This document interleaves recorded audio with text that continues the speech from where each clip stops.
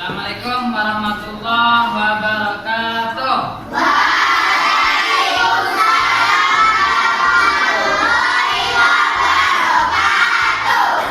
Oke, selamat pagi anak-anak sekalian. Gimana kabarnya pagi ini? Siap ya.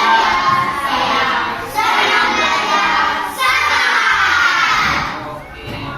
Anak-anak sekalian, hari ini kita akan merencanakan sesuatu yang hebat untuk kita nanti di semester 2. Kita akan membuat sebuah program perubahan untuk kelas 5A ini agar menjadi kelas yang hebat. Orang-orangnya akan menjadi orang-orang yang hebat. Apa itu?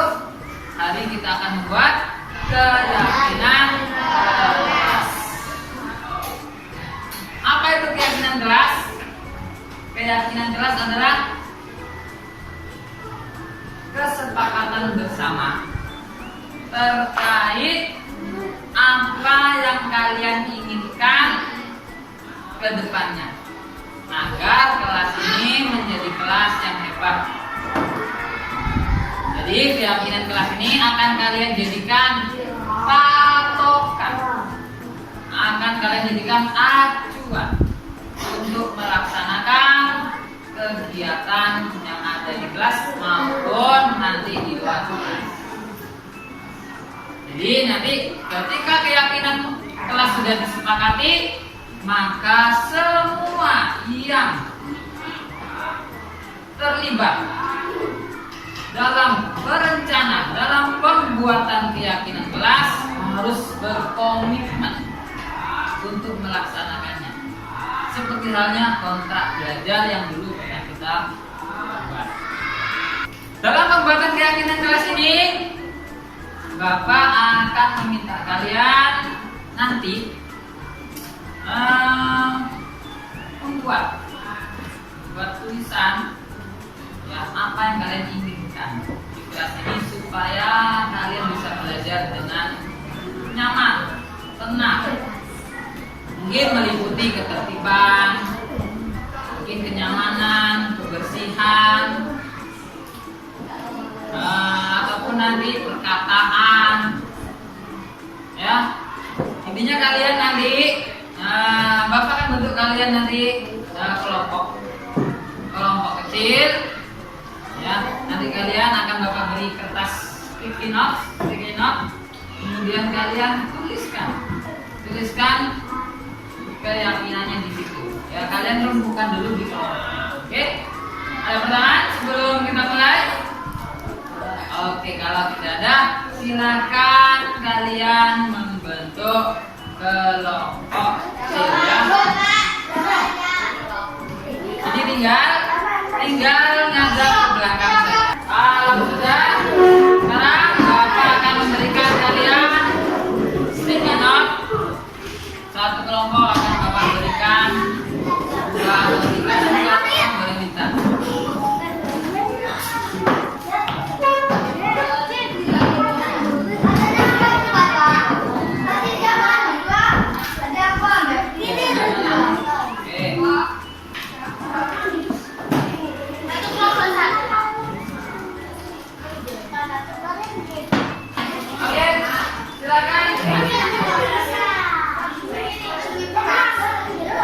Gunakan kata-kata yang positif ya. Kata positif, hindari kata jangan atau dilarang.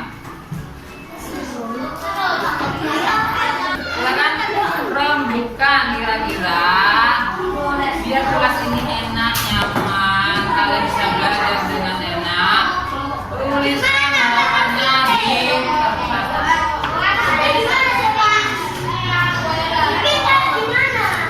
Misalkan berkata yang sopan, atau lagi menghargai sesama.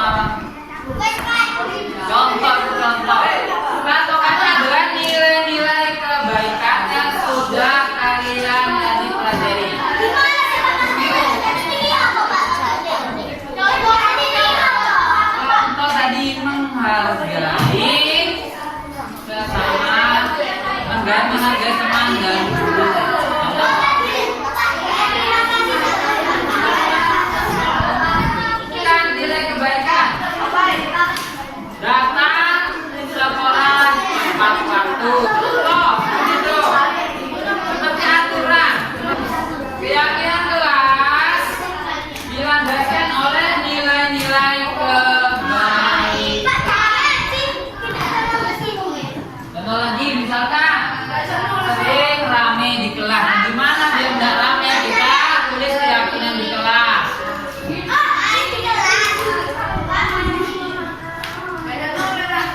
Tenang saat belajar.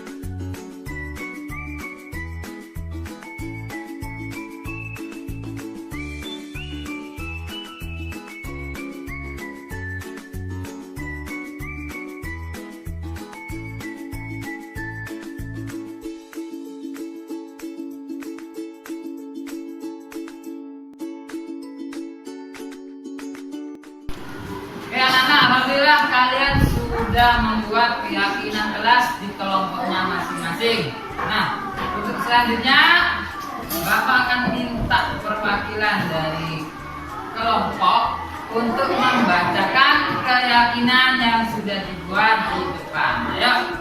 Assalamualaikum wabarakatuh.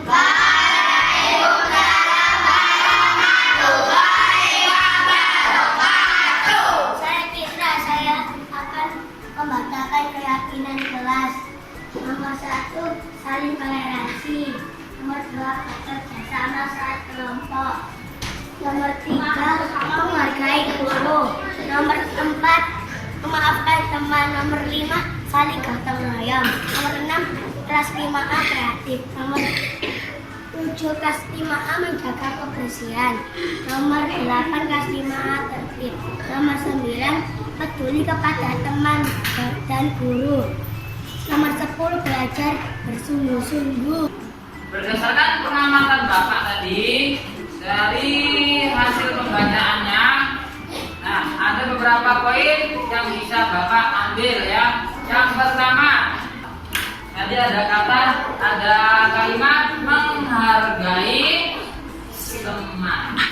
Ya, sepakat ya, menghargai teman masuk keyakinan kelas. Ya. Oke, menghargai teman dan guru. Oke, kalau sepakat, Bapak tuliskan di sini. Assalamualaikum warahmatullahi wabarakatuh. Waalaikumsalam warahmatullahi wabarakatuh. Hari ini saya akan membacakan keyakinan kelas yang telah disepakati. Nomor 1, menghargai teman dan guru. 2, empati saat belajar. 3, jujur, mandiri dan tanggung jawab terhadap tugas. 4, sopan dalam perilaku, santun dalam bicara. 5, merayakan tepat waktu. 6, menjaga kebersihan dan kerapian kelas. 7, menjaga kerukunan dan persahabatan. Alhamdulillah anak-anak sekalian, kita sudah mencapai kata sepakat untuk membuat keyakinan kelas. Dan keyakinan kelas yang sudah disepakati kalian bersama-sama ada 7. Bapak akan membacakan, kemudian kalian ucapkan kata sepakat. Keyakinan kelas 5A. 1, menghargai teman dan guru. Sepakat? Tertib saat belajar. Jujur, mandiri dan tanggung jawab. Sopan dalam berperilaku, santun dalam berbicara. Budayakan tepat waktu. Yang keenam, menjaga kebersihan dan kerapian kelas. Dan yang terakhir, menjaga kerukunan dan persahabatan. Kalau gitu, kalau semuanya sudah sepakat, sekarang secara bergantian Silakan kalian tanda tangani kesepakatan ini di bawah.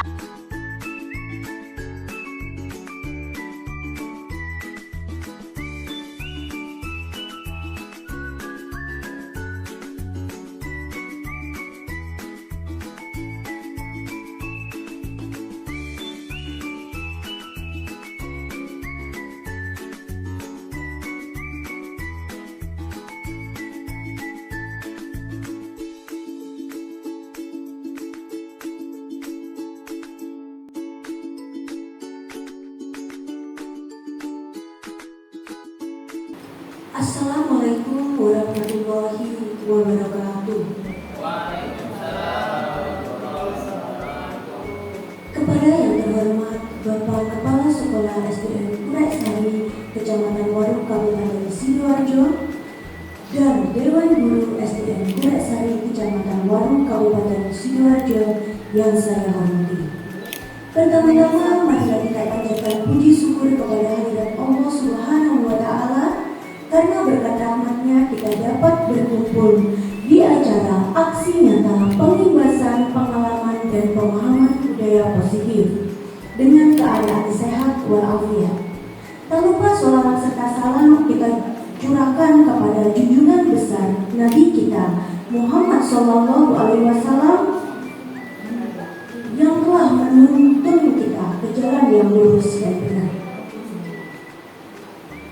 Bapak Ibu sekalian, perkenalkanlah saya Nur Aini Ratnasari selaku Master of Ceremony pada acara pagi hari ini ingin memberikan sebuah pantun untuk Bapak Ibu sekalian.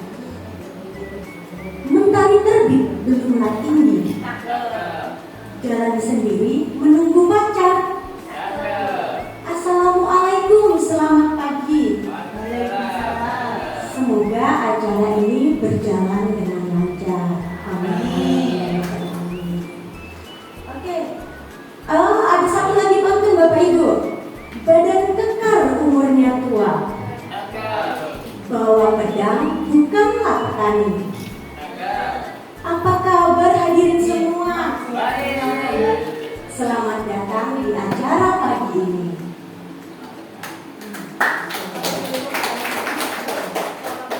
Baik Bapak Ibu sekalian, di sini saya akan membacakan susunan acara. Adapun acara pada hari ini yang pertama pembukaan, yang kedua sambutan kepala sekolah oleh Bapak Sutomo SPD, yang ketiga pemaparan materi budaya positif oleh Bapak Ahmad Hidayat SPD selaku calon guru penggerak angkatan 7 Kabupaten Sidoarjo. Yang keempat yakni tanya jawab dan tanggapan positif. Yang kelima doa, dan yang terakhir yakni penutup. Untuk mempersingkat waktu, mari kita buka acara ini dengan bacaan basmalah. Untuk acara selanjutnya yakni sambutan kepala sekolah oleh Bapak Sutomo SPD dipersilakan.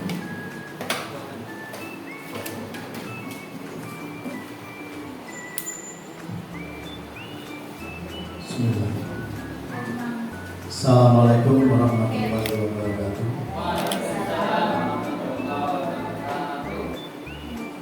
Yang saya hormati Bapak Ahmad Hidayat SPD, calon guru penggerak angkatan ke-7 dari SDN Kureksari. Yang saya hormati Bapak Ibu guru dan tenaga pendidikan SDN Kureksari. Pertama-tama, marilah senantiasa kita panjatkan puji syukur alhamdulillahirrahmanirrahim kepada Allah Subhanahu wa Ta'ala. Yang kedua, marilah kita panjatkan puji syukur alhamdulillahirrahmanirrahim kepada junjungan kita Nabi besar Muhammad SAW. Yang ketiga, marilah kita panjatkan puji syukur alhamdulillahirrahmanirrahim kepada orang tua dan guru-guru kita. Dan yang terakhir, alhamdulillahirrahmanirrahim atas berkat rahmat Allah yang Maha Kuasa, kita masih diberi kesehatan baik jasmani maupun rohani, sehingga kita bisa bertatap muka di ruangan ini. Bapak Ibu, pada sore hari ini, siang hari ini kita berkumpul di sini dalam rangka mengikuti pembahasan pengalaman dan pemahaman budaya positif yang akan nantinya disampaikan oleh Bapak Ahmad Hidayat SPD sebagai tugas pokok yang harus dijalankan Pak Hidayat sebagai calon guru penggerak. Mudah-mudahan pembahasan ini nanti bermanfaat bagi kita semua dan bisa diaplikasikan di sekolah kita, ya. Dan ke depan harapan saya dari guru-guru yang lain, baik yang ASN maupun yang P3K, mengikuti jejak Pak Hidayat, ya. Karena program ini cukup bagus untuk pendidikan, pelaksanaan peningkatan pendidikan yang ada di sekolah kita juga. Jadi sekali lagi ikuti kegiatan ini dengan baik ya, sampai selesai, dan serap ilmu yang disampaikan nanti dan diaplikasikan kepada anak-anak. Saya kira tidak panjang lebar, itu saja yang bisa saya sampaikan. Semoga acara ini bisa berjalan dengan baik, ya, tidak kurang satu apapun, dan nantinya Pak Hidayat bisa lolos jadi guru penggerak. Demikian kurang lebihnya, mohon maaf. Assalamualaikum warahmatullahi wabarakatuh.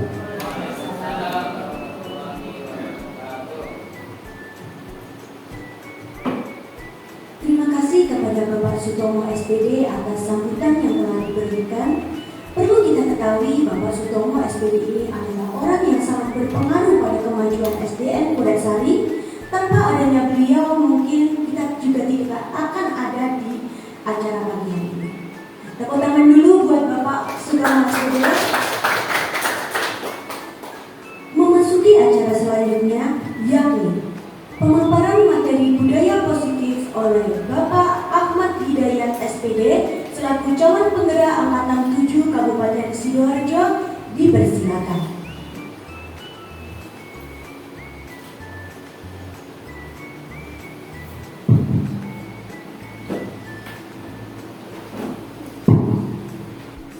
Assalamualaikum warahmatullahi wabarakatuh.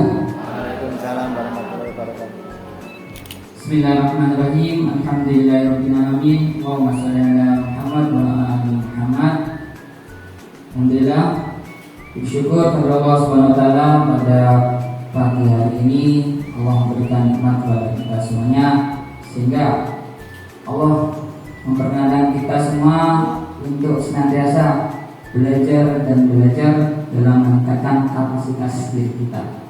Semoga niat baik kita di sini belajar dicatat oleh Allah Subhanahu wa taala sebagai amal yang terbaik.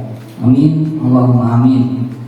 Nah, tadi pembawa acara sudah mengawali dengan pantun. Nah, saya juga ingin mengawali dengan pantun.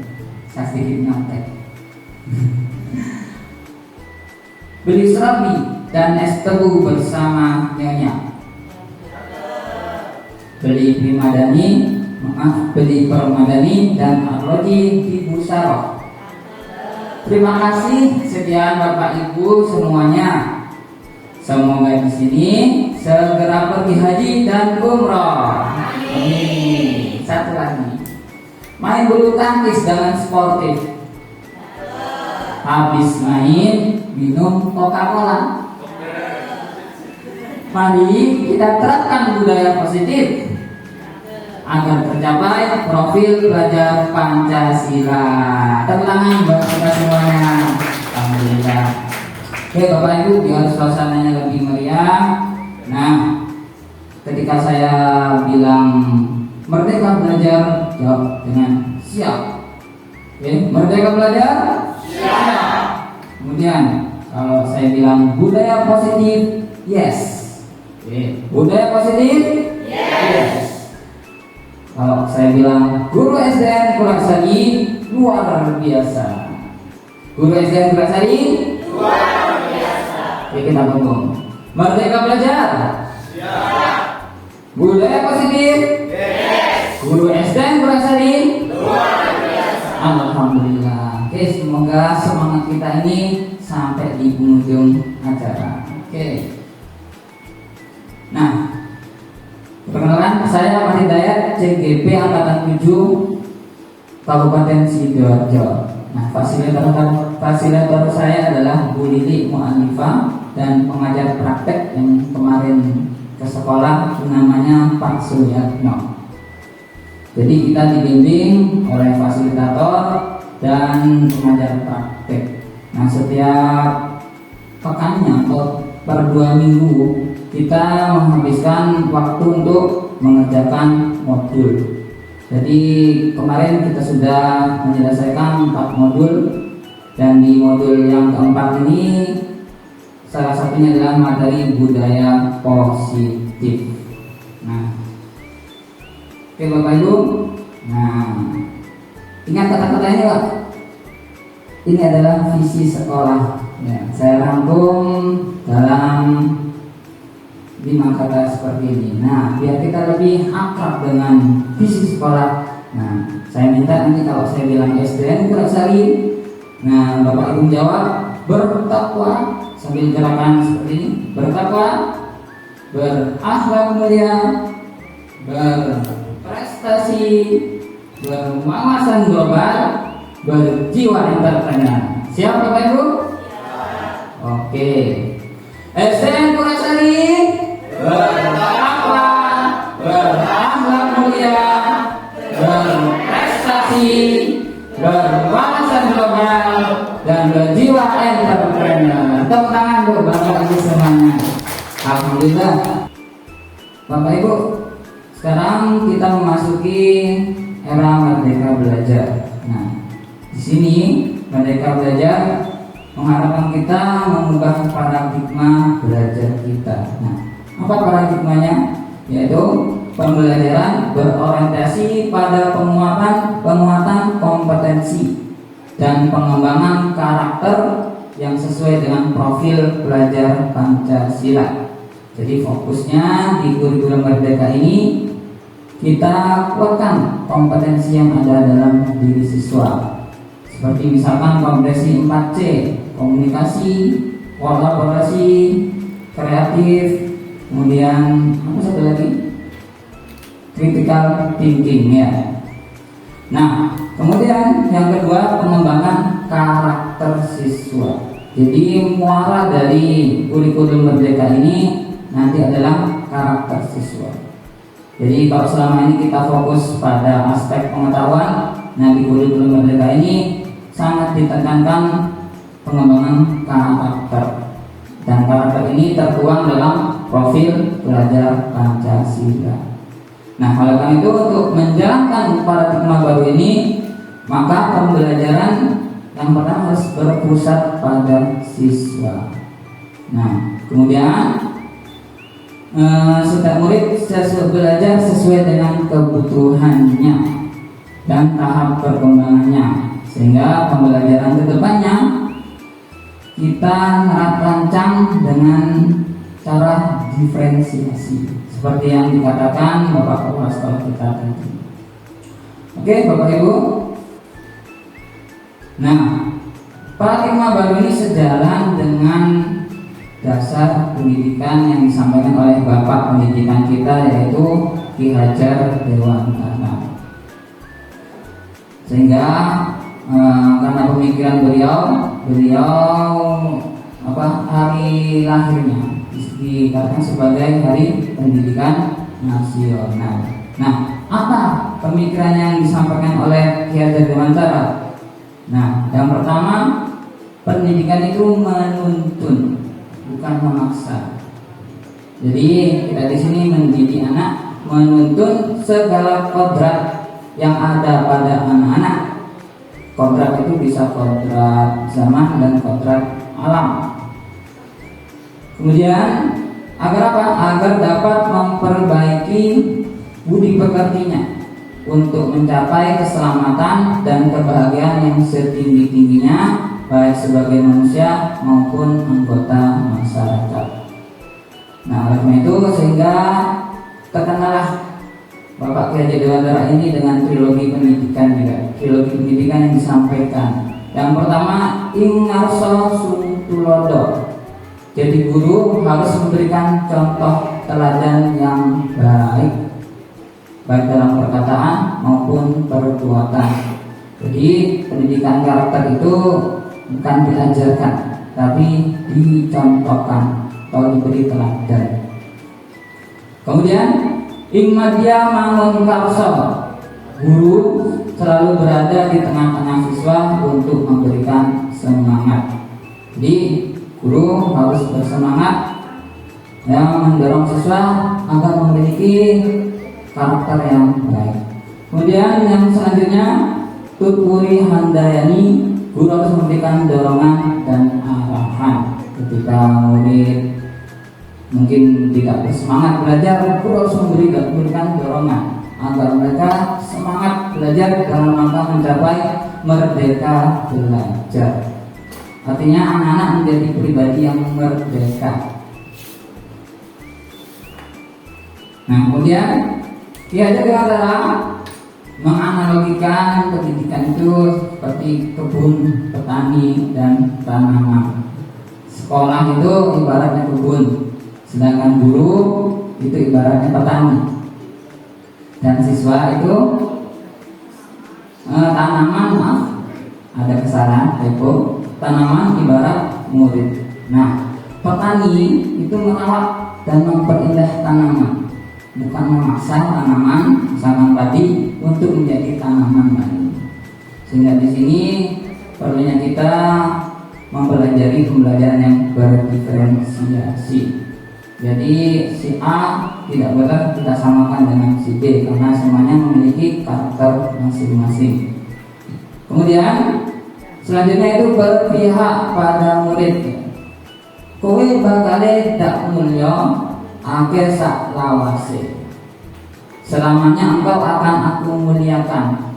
Itu kata Ki Dewantara. Artinya kita di sini harus memuliakan anak, jadi memanusiakan anak.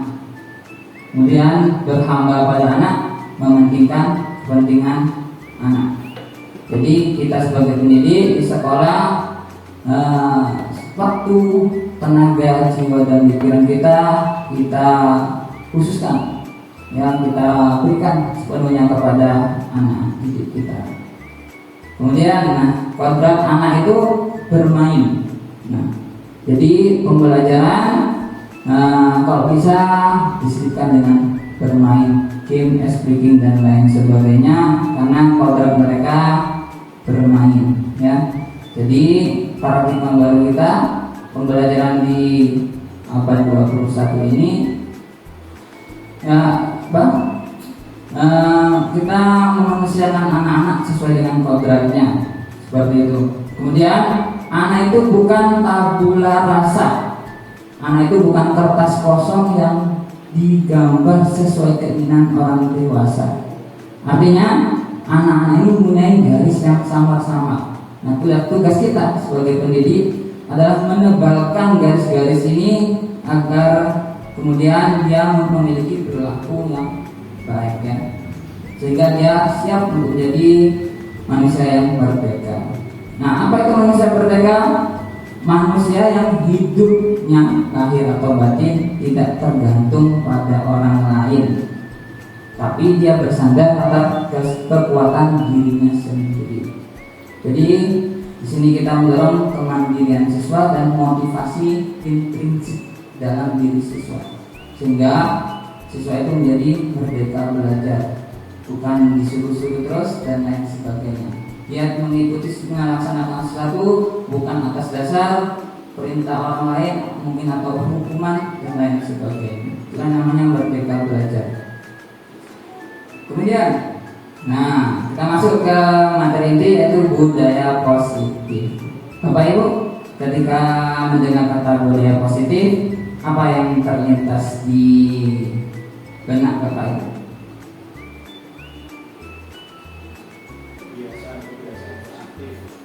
Ya, kebiasaan positif. Ada lagi Bapak Ibu? Selain kebiasaan, kegiatan positif apa lagi? Ya, perilaku positif. Oke, nah sekarang kita bahas apa itu budaya positif. Budaya positif adalah nilai-nilai atau kebiasaan-kebiasaan di sekolah yang berpihak kepada peserta didik agar mereka berkembang menjadi pribadi yang positif, penuh hormat dan tanggung jawab. Untuk membangun budaya positif, sekolah perlu menyediakan lingkungan yang positif, aman, nyaman, agar murid dapat berpikir secara merdeka, mandiri dan bertanggung jawab.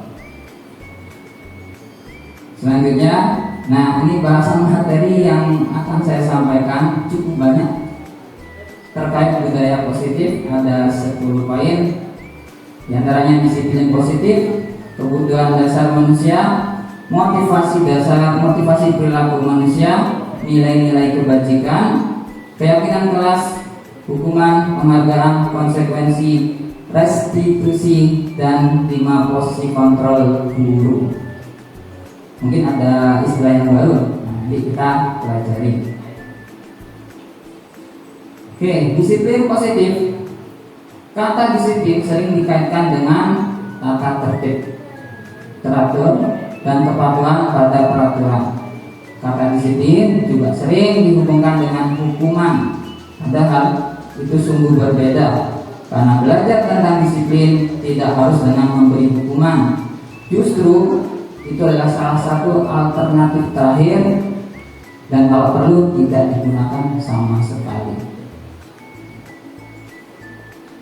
Disiplin positif merupakan cara penerapan disiplin yang bertujuan untuk menumbuhkan kesadaran, artinya menumbuhkan motivasi dari dalam diri siswa, motivasi intrinsik.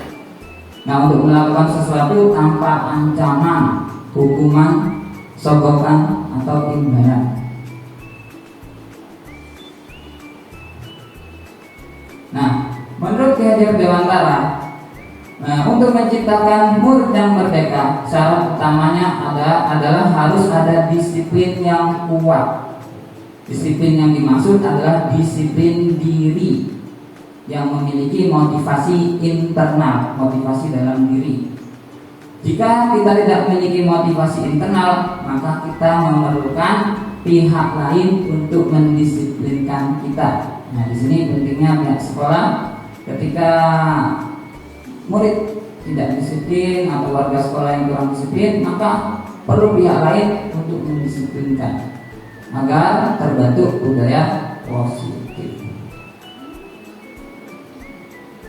Kemudian, disiplin diri berarti mengontrol diri atau bertanggung jawab untuk memilih dan melaksanakan tindakan yang mengacu pada nilai-nilai yang kita hargai. Jadi untuk menjadi orang yang disiplin diri, berarti kita harus bisa mengontrol. Nah, patokannya apa? Dasarnya adalah nilai-nilai kebaikan yang kita yakini. Jadi pentingnya di sini Bapak Ibu guru memperkenalkan nilai-nilai kebaikan kepada siswa agar dalam diri siswa ini terbentuk identitas yang baik, seperti itu. Nah, kemudian berarti seorang yang memiliki disiplin berarti mereka bertanggung jawab terhadap apa yang dilakukannya, seperti itu. Harapannya setiap tindakan yang dilakukan anak nanti mereka melandaskan pada nilai-nilai kebaikan dan mereka bertanggung jawab atas tindakannya, seperti itu.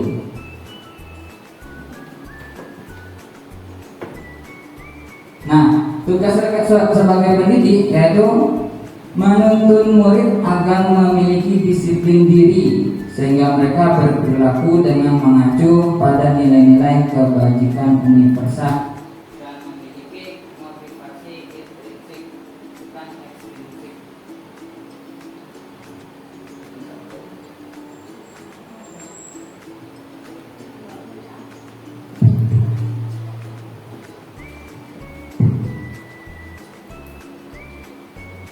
Nah, Bapak Ibu,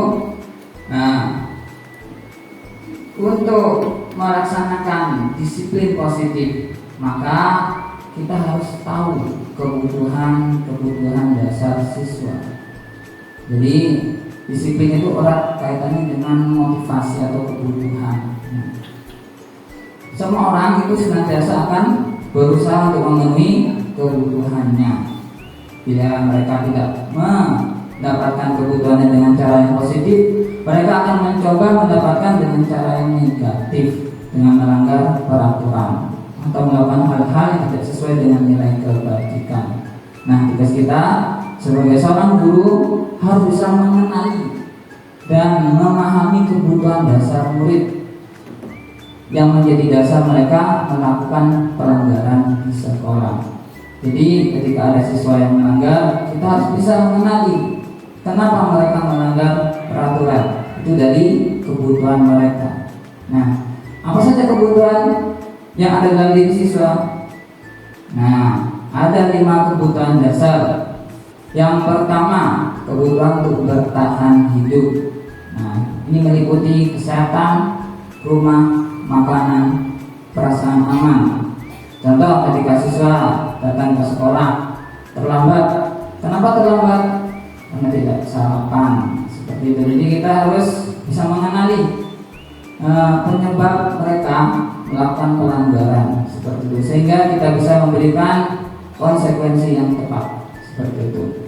Kemudian kasih sayang dan rasa diterima. Mereka biasanya ingin disukai dan diterima oleh lingkungannya.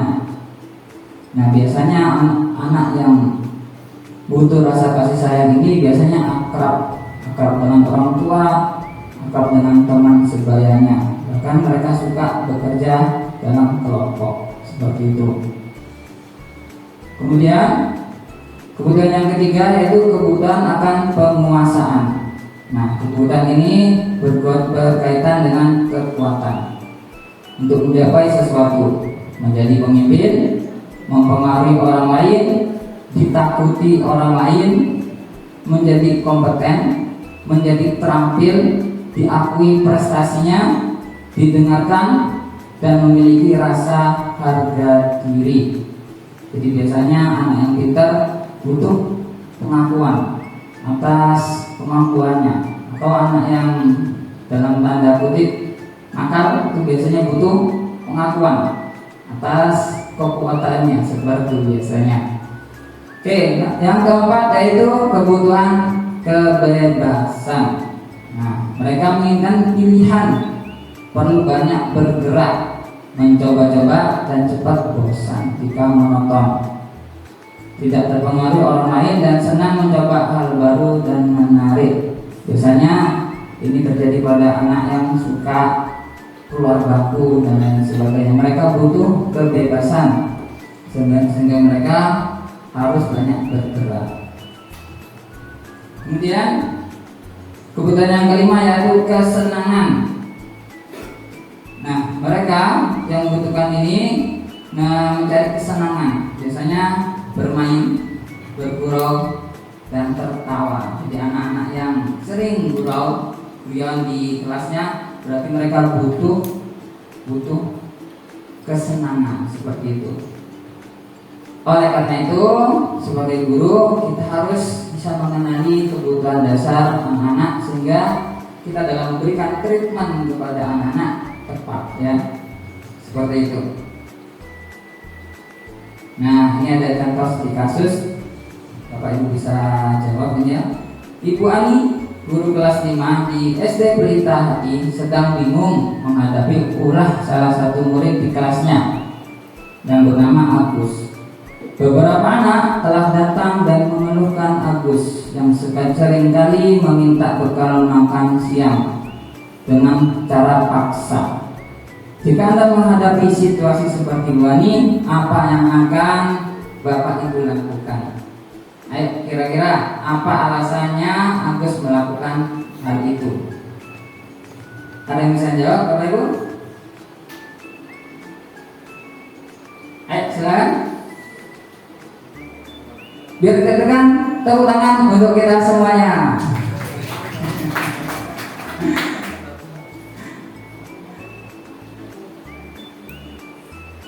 Kira-kira apa alasan Agus melakukan hal itu? Bu Eka?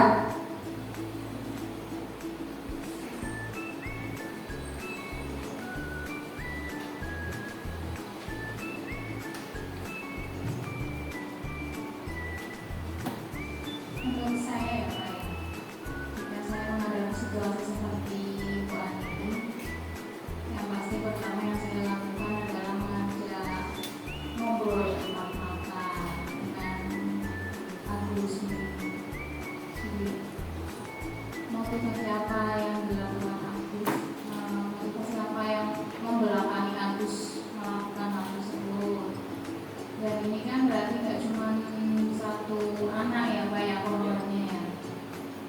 Terus nanti dari situ baru saya bisa mengira-kira kenapa hal tersebut bisa terjadi. Biasanya mungkin karena kebiasaan atau faktor dari lingkungan rumah yang bisa terbawa ke sekolah, atau mungkin juga kurang perhatian atau mencari perhatian di dunia sekolah. Jadi menurut saya seperti itu sih Pak. Tepuk tangan untuk Bu Eka, luar biasa. Allah. Nah, untuk menganalisis kasus ini, maka kita perlu mengetahui kebutuhan dasar Agus. Kenapa dia meminta bekal makan temannya secara paksa? Nah, apabila jawaban Agus karena ia lapar dan orang tuanya tidak membawakan bekal makanan, maka kebutuhannya adalah untuk bertahan hidup. Kemudian apabila jawaban Agus karena ia senang temannya jadi memperhatikan dia, jadi dia pengen melihat temannya perhatian sama dia, nah, maka dia butuh kasih sayang ya. Jadi kasusnya si Agus ini, jadi kita harus memahami kebutuhannya sehingga kita nanti memberikan konsekuensi dengan tepat seperti itu. Kemudian jawaban Agus kalau dia merasa hebat karena temannya jadi takut, maka kebutuhannya dia butuh penguasaan, pengakuan.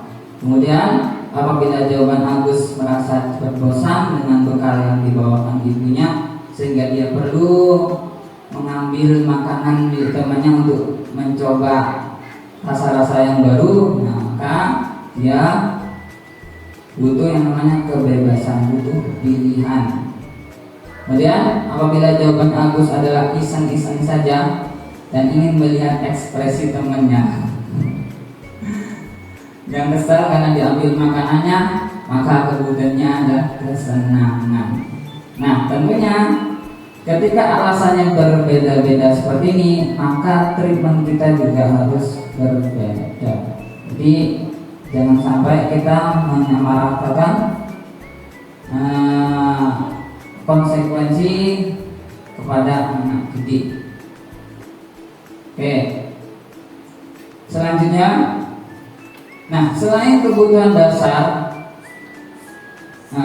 ada motivasi perilaku siswa, yaitu yang mendorong untuk melakukan sesuatu.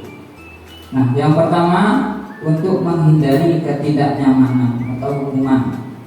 Murid melakukan disiplin karena takut dihukum atau pengen menghindari masalah yang mungkin dan berpengaruh pada mereka secara fisik, psikologis maupun tidak terpenuhi kebutuhan mereka. Nah, ini adalah tingkat terendah motivasi perilaku manusia. Jadi ketika anak-anak tertib karena takut dihukum oleh gurunya, Nah, maka dia berada di motivasi yang level terendah karena motivasinya masih bersifat eksternal. Dia belum memiliki motivasi diri dari dalam dirinya, seperti itu. Nah, yang kedua, motivasi yang kedua yaitu untuk mendapatkan imbalan. Nah, anak-anak biasanya disiplin ketika mendapatkan sesuatu. Yo, yang barisnya rapi nanti bapak kasih bintang, seperti itu. Nah, ini salah satu contohnya.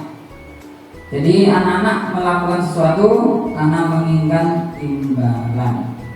Nah, yang pas seperti apa? Yang pas itu kita berikan apresiasi.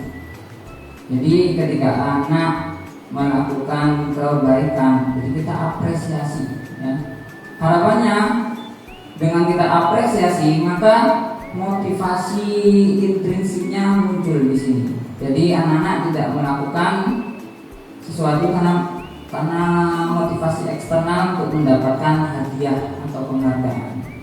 Seperti itu. Nah, kalau tadi hukuman tadi bisa kita ganti dengan konsekuensi, ya. Seperti itu. Selanjutnya motivasi yang terakhir. Nah, ini yang harapan kita semua. Jadi motivasi untuk menjadi orang yang mereka inginkan, menghargai dirinya sendiri berdasarkan nilai-nilai yang mereka percaya. Nah, murid yang melakukan disiplin diri ini karena sadar akan nilai-nilai kebajikan. Nah, motivasi ini yang membuat seseorang memiliki disiplin positif. Jadi motivasinya berasal dari dirinya sendiri, bukan dari pihak eksternal atau orang lain. Nah, nilai-nilai kebajikan yang mendasari perilaku setiap manusia. Nah, nilai-nilai kebaikan ini adalah sifat-sifat positif manusia yang merupakan tujuan mulia yang ingin dicapai setiap individu. Nilai-nilai kebajikan yang diyakini seseorang akan menggerakkan motivasi dalam dirinya. Penting untuk memilih dan menentukan nilai-nilai kebajikan yang akan diyakini dan disepakati seluruh warga sekolah.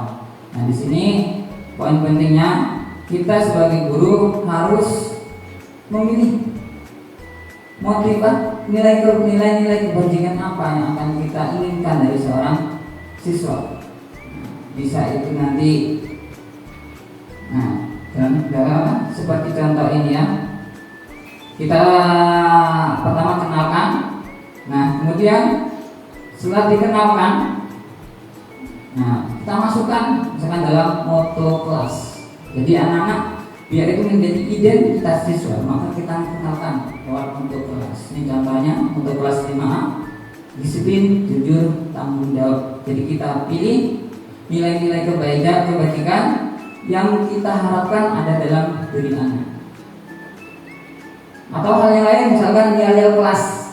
Jadi dalam yel-yel kelas kita masukkan nilai-nilai kebajikan, dan harapannya ketika itu nanti diulang, direpetisi setiap harinya, harapannya itu akan menjadi identitas positif siswa. Nah, seperti itu. Tepuk tangan untuk Bapak Ibu semuanya.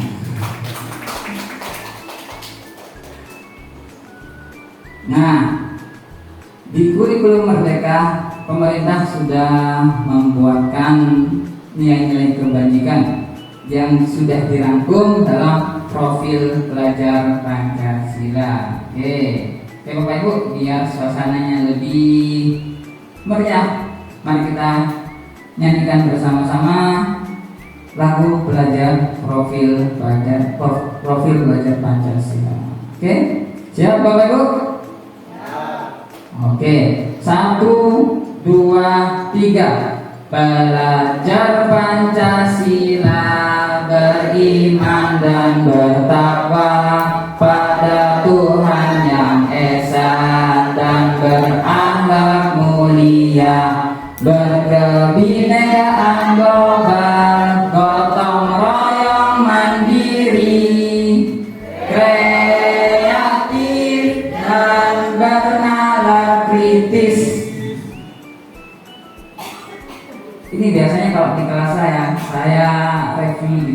hari. Jadi tujuannya, repetisi itu tujuannya agar apa yang anak-anak dengar itu akan menjadi miliknya dia nanti suatu saat. Ya, apa yang kita dengar, apa yang kita lihat itu akan menjadi pikiran kita. Apa yang menjadi pikiran kita itu akan nanti menjadi kebiasaan kita suatu saat. Dan apa yang jadi kebiasaan kita nanti suatu saat akan jadi karakter kita. Kalau sudah menjadi karakter, maka itu akan menjadi budaya kita. Jadi mulailah dari hal yang kecil seperti ini ya. Jadi kita pengulangan dan pengulangan. Yang jadi seorang guru harus kreatif menyelipkan sesuatu kepada anak-anak agar mereka menjadi terbiasa dengan melakukan review, pengulangan dan lain sebagainya. Oke, nanti di akhir sesi ini nanti ada kegiatan positif yang saya lakukan rutin seperti itu. Kemudian, kita beranjak ke selanjutnya yaitu keyakinan kelas. Keyakinan kelas adalah nilai-nilai kebajikan yang dipercaya, diyakini, disepakati bersama di kelas terlepas dari latar belakang, suku, ras, bahasa, dan agama. Nah, mungkin ini hal yang baru buat Bapak Ibu. Selama ini kita mendengar yang namanya peraturan kelas. Nah, ini kita kenalkan di kurikulum Merdeka ini keyakinan kelas. Jadi untuk menemukan motivasi intrinsik, landasannya adalah tadi nilai-nilai kebajikan. Sehingga kita perlu keyakinan kelas ya, yang berisi nilai-nilai kebajikan di situ. Nah, mengapa keyakinan kelas? Dia menumbuhkan motivasi dari dalam diri siswa. Kemudian seorang anak akan lebih semangat untuk menjalankan keyakinannya daripada hanya sekedar mengikuti peraturan kelas yang mengatur harus begini begitu. Nah, Bapak Ibu, keyakinan kelas ini biasanya kita buat di awal semester. Jadi ketika kita menginginkan anak-anak memiliki karakter yang bagus, maka kita di awal semester harus mencanangkan kegiatan yaitu membuat keyakinan kelas atau kesepakatan kelas. Nah, di sini harapannya nanti ketika anak-anak sudah membuat keyakinan kelas di awal, maka mereka dalam mengarungi pembelajaran mereka mempunyai fondasi untuk melaksanakan pembelajaran. Jadi mereka tidak akan keluar dari rambu-rambu keyakinan yang telah mereka yakini seperti itu. Jadi nanti Bapak Ibu bisa menerapkan di kelas. Mungkin tidak apa-apa, tidak ada kata terlambat. Nah, nanti Bapak Ibu bisa berdiskusi dengan siswa kemudian merembukan keyakinan kelas. Nah, seperti apa sih? Nah, ini perbedaannya peraturan kelas dan keyakinan kelas. Ya, kalau peraturan itu lebih berasal dari luar individu, biasanya dari sekolah atau dari guru. Kemudian kata-katanya lebih konkret, lebih jelas. Misalkan dilarang membuang sampah sembarangan, tapi di situ tidak ada nilai-nilai yang secara tersurat, lebih ke tersirat, sehingga anak-anak butuh memahami. Oke, kemudian motivasinya berasal dari eksternal. Kalau itu peraturan kelas. Nah, sebaiknya kita gunakan keyakinan kelas karena di situ dia akan memotivasi internal dari diri siswa. Kemudian kata-katanya tersurat seperti yang di pojok sana. Nah, saya sudah membuat keyakinan kelas untuk kelas saya seperti itu. Nah, prosesnya seperti apa? Prosesnya seperti ini Bapak Ibu. Jadi untuk menciptakan keyakinan kelas tidak instan. Jadi harus melibatkan siswa. Nah, kita buka ruang diskusi. Jadi siswa diminta mengutarakan apa saja yang ingin dijadikan sebagai peraturan di kelas atau kelas seperti apa yang anak-anak inginkan di kelas itu. Jadi kita minta anak-anak mengutarakan pendapatnya, kemudian catat usulannya, ganti kata negatif menjadi kata yang positif, kemudian baru kita rumuskan keyakinan kelas. Jadi misal ada keyakinan yang sama, kita sarikan jadi satu yang sama. Kemudian tinjau ulang keyakinan kelas, sebaiknya 3-7 keyakinan saja. Tujuannya kalau terlalu banyak maka siswa akan kesulitan mengingatnya. Kemudian ditandatangani. Ini poin pentingnya, ditandatangani sehingga suatu saat ketika anak melanggar, anak-anak tidak bisa mengelak seperti itu. Jadi ini loh yang kamu yakini kemarin, kamu tandatangani kemarin, sehingga kita dalam menerapkan disiplin positif pada siswa akan lebih mudah. Seperti dibandingkan kita tidak mempunyai dasar seperti keyakinan kelas, kita akan kesulitan menangani permasalahan siswa. Nah, ini kemarin penerapan yang saya lakukan di anak-anak, kemarin diminta untuk membuat keyakinan kelas secara berkelompok. Setelah itu anak-anak menempelkan keyakinannya. Jadi saya menggunakan sticky note. Jadi anak-anak menuliskan keyakinan di situ dan tempelkan di depan.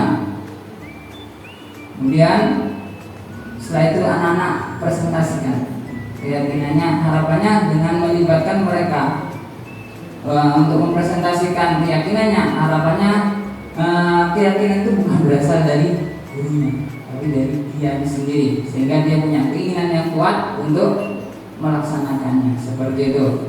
Kemudian selanjutnya tugas saya jadi mensarikan, jadi keyakinan yang sama, jadi rangkum jadi satu saja, tidak perlu ditulis berulang-ulang seperti itu.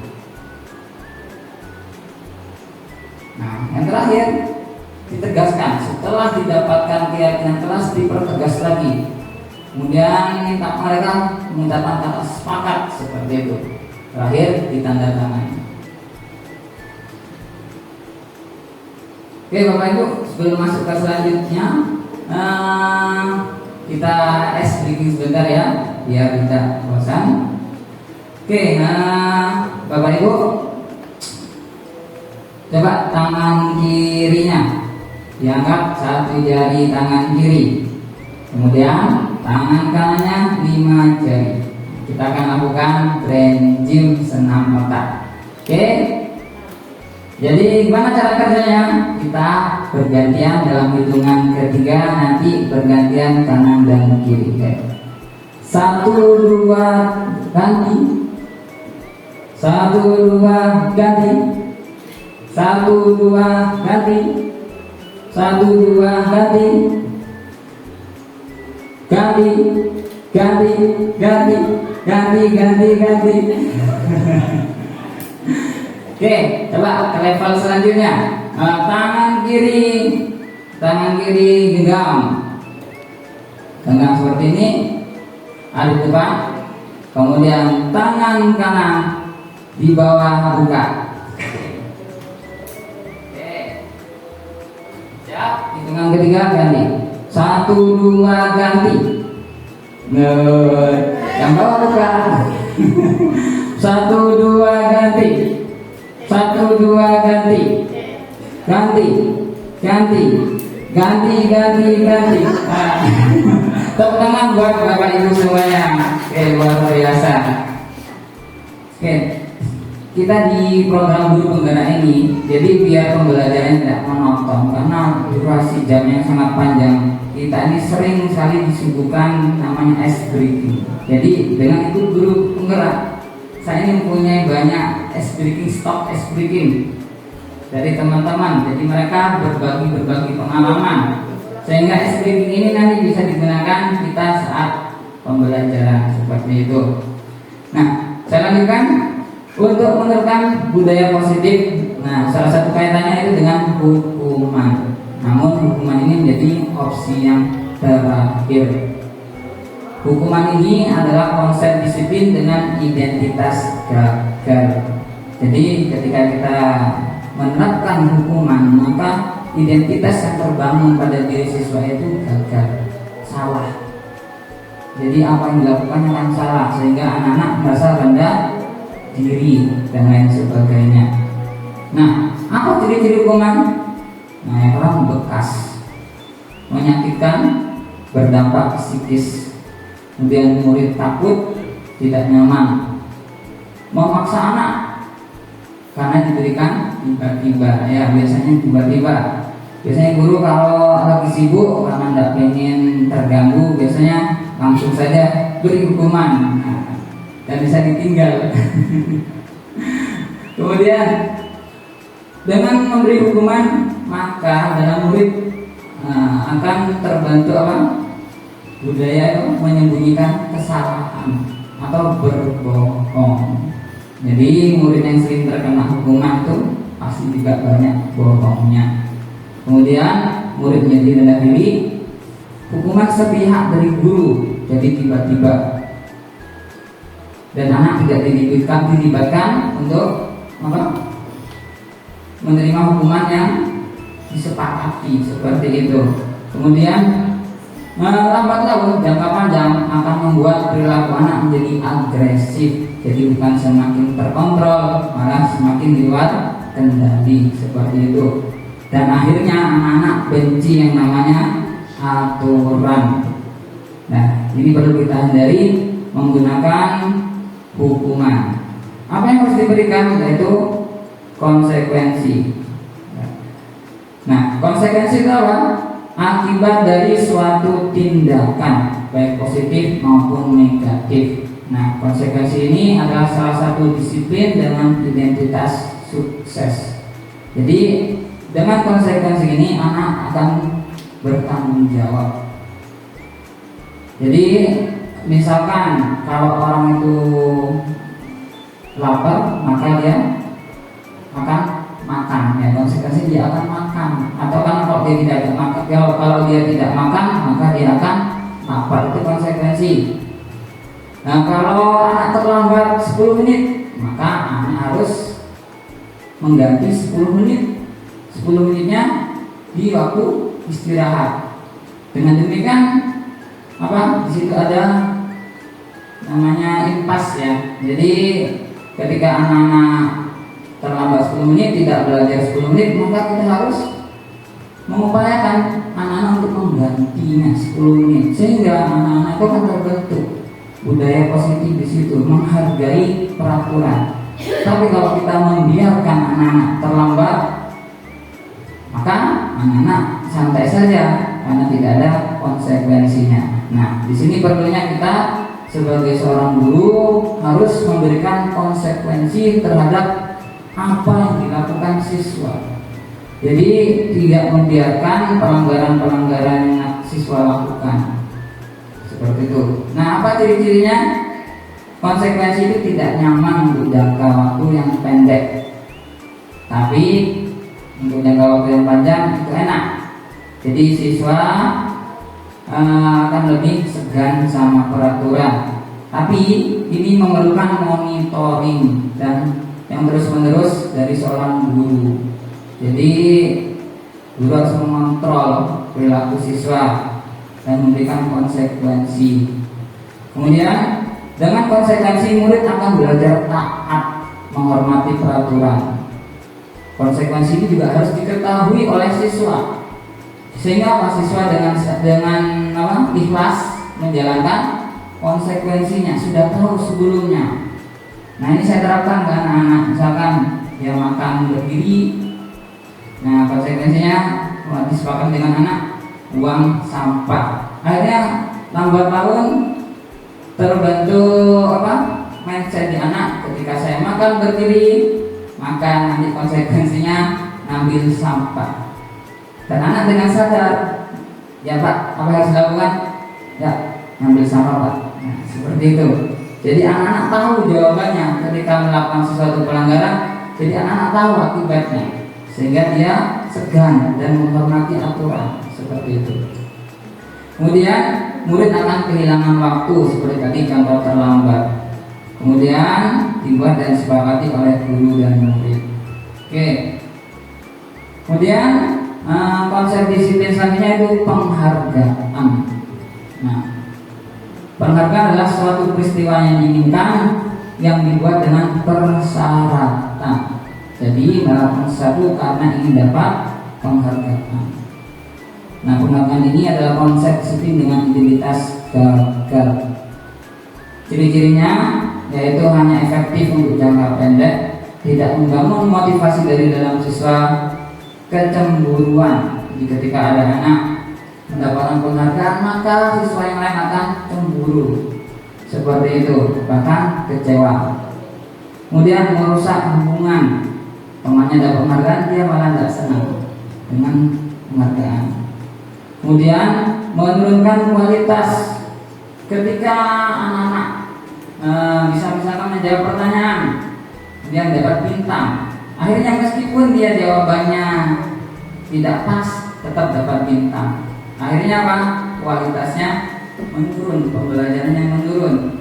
Akhirnya anak-anak hanya sekedar sementing saya jawab, saya dapat bintang. Seperti itu.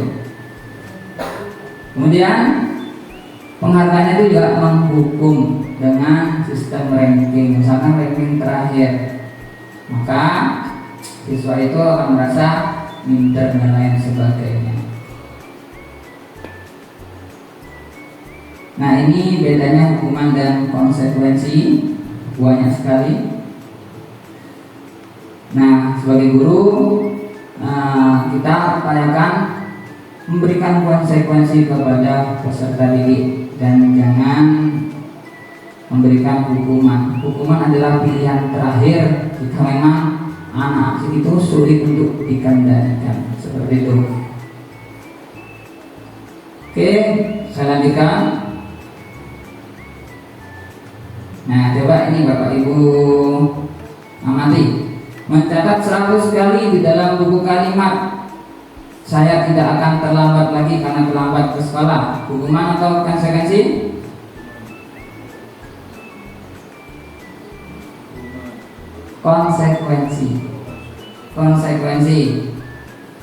Konsekuensi ketika dia tidak aturan sekolah, tapi anak-anak sudah tahu, setiap harinya kan diulang-ulang, tahu bahwa kalau telat pasti nulis. Nah, seperti itu. Jadi anak-anak mengetahui di situ. Oke, selanjutnya lari melilit lapangan basket 2 kali karena terlambat hadir. Hukuman. Membersihkan coretan yang dibuatnya di meja tulis.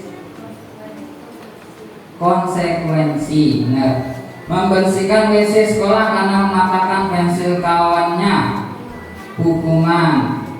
Menggantikan kertas tugas teman yang telah dicoret-coret. Konsekuensi. Berjemur di lapangan basket pukul 12 siang karena ngobrol. Hukuman. Berdiri depan kelas sambil mengangkat kaki satu, tidak menjawab pertanyaan. Hukuman. Membersihkan tumpahan air di meja tulis karena tersenggol saat belajar. Konsekuensi. Kehilangan 10 menit istirahat untuk mengerjakan tugas karena terlambat 10 menit. Konsekuensi. Lari mengelilingi lapangan basket 2 kali karena terlambat 10 menit untuk pelajaran PJOK. Konsekuensi. Karena biasanya di pelajaran PJOK ada yang namanya pemanasan. Nah, kalau telat 10 menit berarti kan dia sudah meninggalkan pemanasan. Nah, jadi guru PJOK bisa memberikan treatment seperti itu, bisa keliling halaman sebagai pengganti pemanasan. Ya. Kalau diminta untuk menilai hukuman dan konsekuensi, itu kan masih bisa lanjut. Seperti nomor 1, mencatat 100 kali dalam buku kalimat, ya kan? Kalau itu tidak diawali dengan membuat suatu perjanjian seperti yang tadi, yang membentuk keyakinan, kan itu berarti hukuman, ya kan? Tetapi kalau itu diawali dengan perjanjian terlebih dahulu dengan siswa, maka itu menjadi konsekuensi. Jadi seperti nomor 1 itu bisa juga hukuman, bisa juga konsekuensi. Dilihat dari apa? Sama dengan nomor 2 juga begitu. Kalau itu tadi diawali dengan suatu perjanjian, lari mengelilingi lapangan basket 2 kali, itu menjadi konsekuensi. Nanti tergantung kalimat itu kan belum begitu jelas apakah itu konsekuensi. Jadi bisa dua-duanya, ya. Bisa seperti lari di lapangan basket tadi 2 kali karena terlambat 10 menit, itu bisa menjadi hukuman bila mana tidak dilakukan satu proses perjanjian kesepakatan bersama. Jadi itu tergantung masih belum bisa dinyatakan. Iya benar, biasanya untuk ketika awal anak-anak melanggar itu biasanya kita ngasih pengertian dulu, tidak langsung menghukum seperti itu. Jadi biasanya di awal ketika pelanggaran pertama kali siswa lakukan itu biasanya kita memberikan pengarahan. Dan di situ kita melakukan perjanjian dan kesepakatan dengan anak-anak seperti itu. Intinya diusahakan kalau memang itu konsekuensinya ada berbau negatif, jadi upayakan ya dikurangi seperti itu. Selanjutnya, nah ini dia konsep baru yang ditawarkan di kurikulum Merdeka, yaitu konsep restitusi. Mungkin ini istilah baru buat Bapak Ibu guru. Restitusi adalah proses menciptakan kondisi bagi murid untuk memperbaiki kesalahan, sehingga mereka bisa kembali pada kelompok mereka dengan karakter yang lebih kuat, kata dosen. Kemudian restitusi itu membantu murid menjadi lebih memiliki disiplin positif dan memulihkan dirinya setelah berbuat salah. Restitusi bukan untuk menebus kesalahan, tapi untuk belajar dari kesalahan. Jadi restitusi itu gambarannya, jadi anak kita seperti yang tadi disampaikan mereka, kita panggil anak, kemudian kita bicara empat mata seperti itu. Jadi restitusi ini seperti guru BK seperti itu. Jadi sebagai guru kelas, dan ini juga masuk di dalam SKP, yaitu membimbing siswa.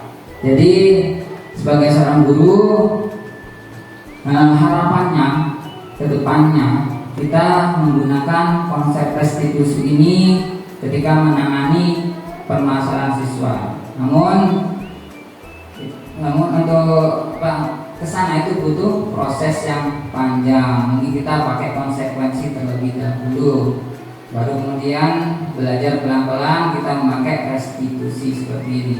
Nah, restitusi itu seperti apa penggunaannya? Nah, ini ciri-cirinya dulu. Restitusi itu tidak menebus kesalahan, tapi belajar dari kesalahan. Restitusi itu memperbaiki hubungan.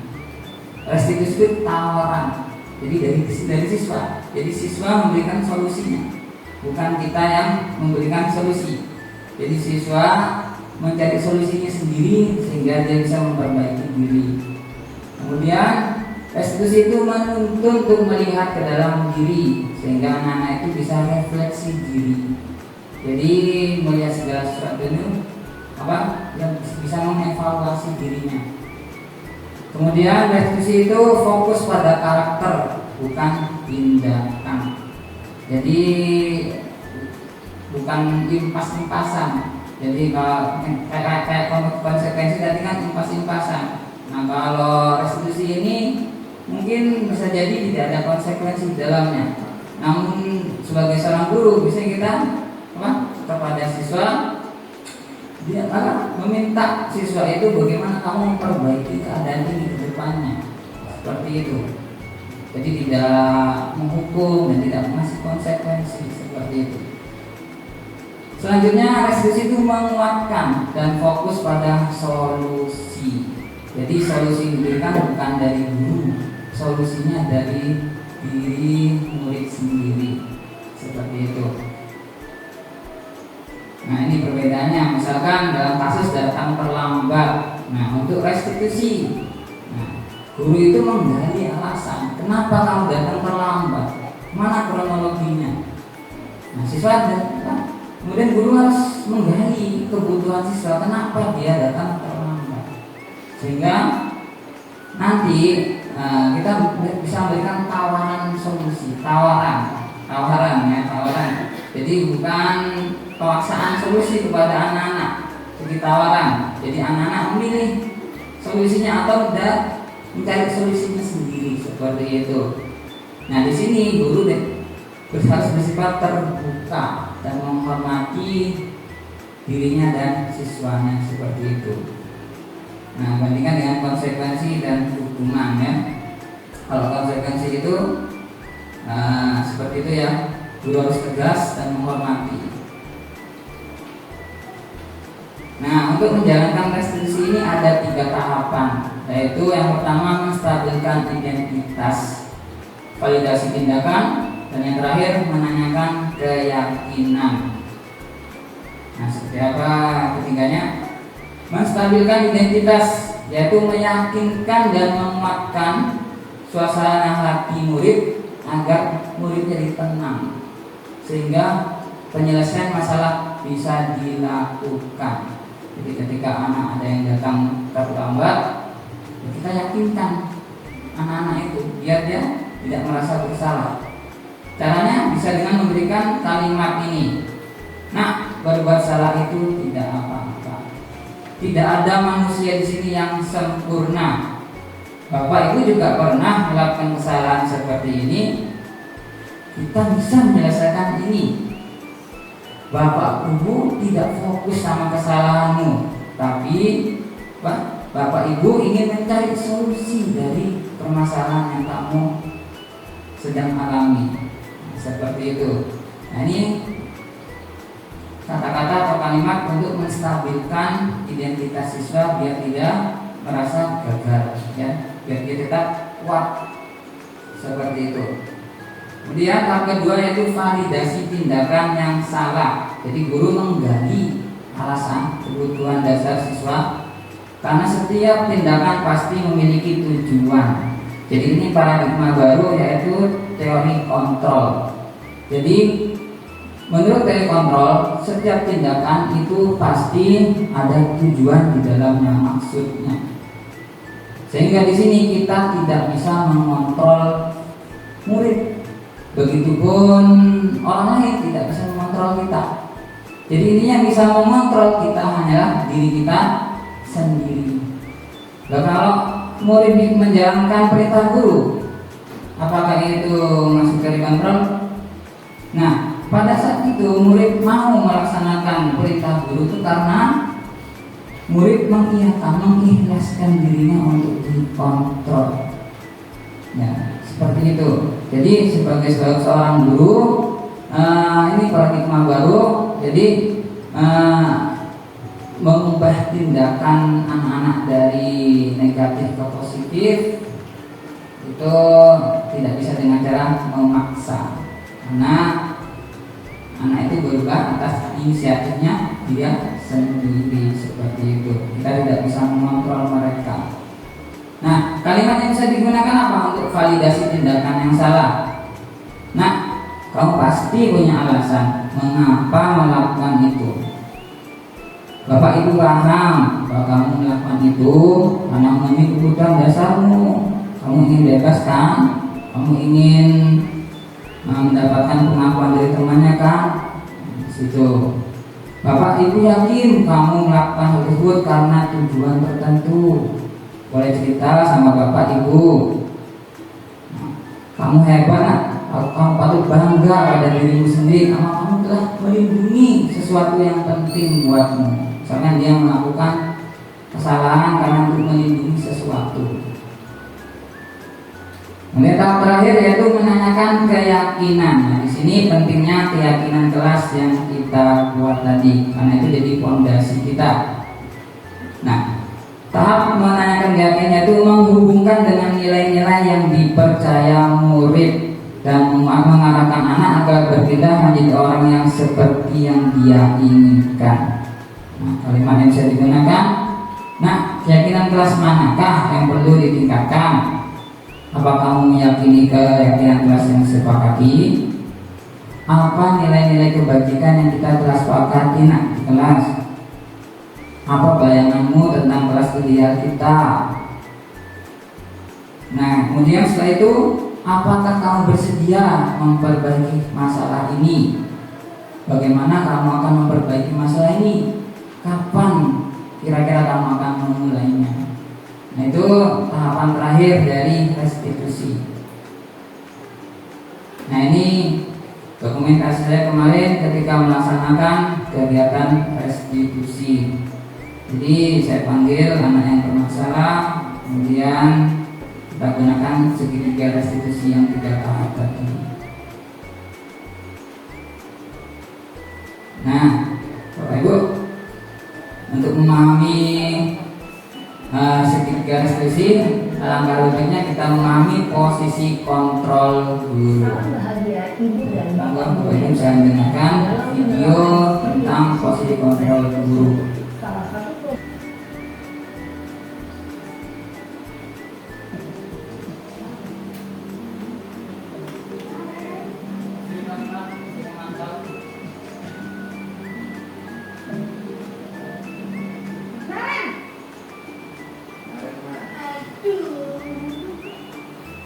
Selamat pagi Bu.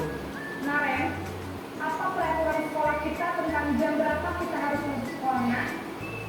Kita harus di sekolah jam 7 Bu. Iya betul, sekarang sudah jam 7.20. Naren sudah tahu konsekuensinya jika terlambat hadir? Paham Bu. Saya harus tinggal kelas pas jam istirahat selama 20 menit. Iya benar, konsekuensinya demikian. Jadi nanti jam 9.30 pas istirahat, kamu harus tinggal di kelas, kerjakan tugas tambahan untuk ketertinggalan kamu, ya? Baik Bu. posisi pemantau mengandalkan penghitungan atau data untuk mengontrol murid.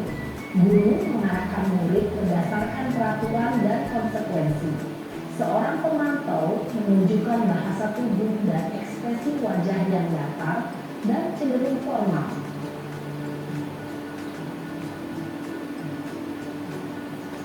Naren!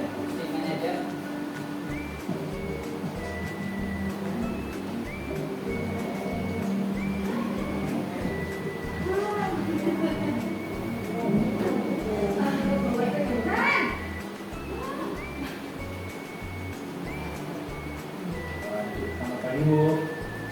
Selamat pagi Naren. Maaf Bu, saya terlambat. Iya, sekolah masuknya jam 7, sekarang sudah jam 7.20. Jadi sekarang bagaimana ini, Naren? Maaf Bu, saya lupa setel alarm saya semalam. Baiklah, menurut kamu, keyakinan sekolah yang mana yang perlu kamu tingkatkan? Menghargai diri sendiri dan orang lain mungkin ya Bu. Setuju. Jadi, apakah Naren meyakini prinsip saling menghormati tersebut? Iya Bu, saya meyakininya. Apakah Naren bersedia memperbaiki masalah keterlambatan ini? Bersedia Bu. Bagaimana kamu akan memperbaiki masalah keterlambatan ini?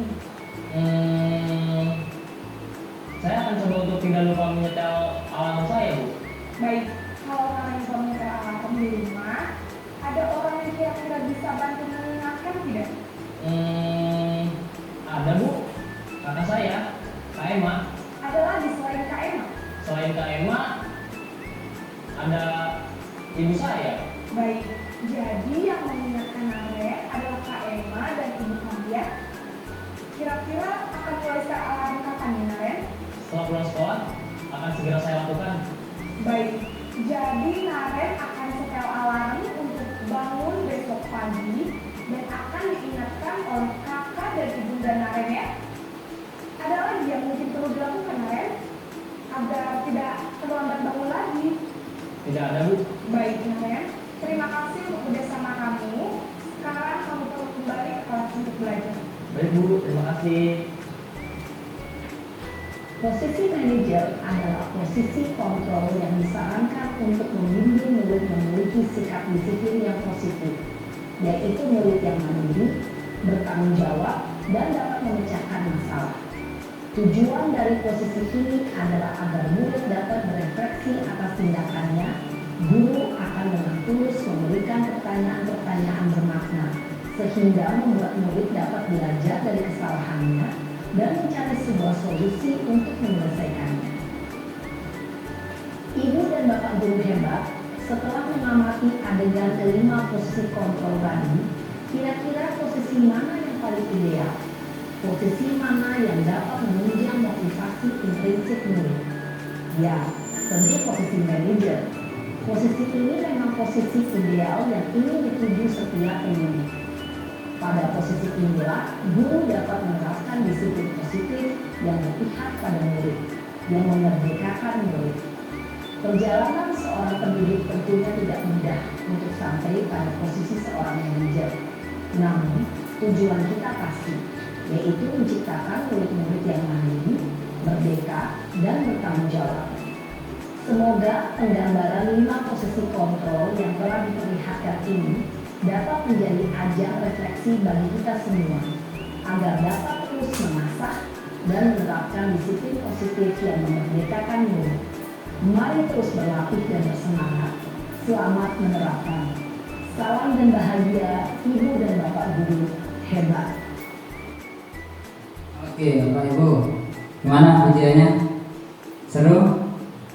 Alhamdulillah, banyak pelajaran yang bisa kita ambil.